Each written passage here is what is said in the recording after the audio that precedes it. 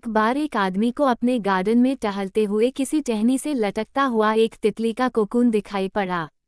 अब हर रोज वो आदमी उसे देखने लगा और एक दिन उसने नोटिस किया कि उस कोकून में एक छोटा सा छेद बन गया है।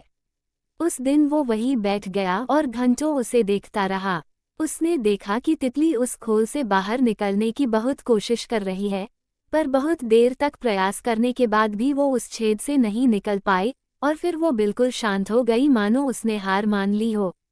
इसलिए उस आदमी ने निश्चय किया कि वो उस तितली की मदद करेगा। उसने एक कैंची उठाई और कोकून की ओपनिंग को इतना बड़ा कर दिया कि वो तितली आसानी से बाहर निकल सके। और यही हुआ, तितली बिना किसी और संघर्ष के आसानी से बाहर निकल आई, पर उसका शरीर सूजा हुआ था और पंख सूखे हुए थे। वो आदमी तितली को ये सोचकर देखता रहा कि वो किसी भी वक्त अपने पंख फैलाकर उड़ने लगेगी, पर ऐसा कुछ भी नहीं हुआ। इसके उलट बेचारी तितली कभी उड़ ही नहीं पाई और उसे अपनी बाकी की जिंदगी इधर उधर घिसटते हुए बितानी पड़ी।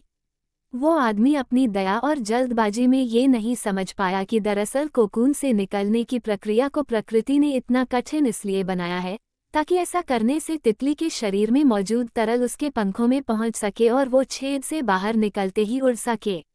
वास्तव में कभी कभी हमारे जीवन में संघर्ष ही वो चीज़ होती जिसकी हमें सचमुच आवश्यकता होती है।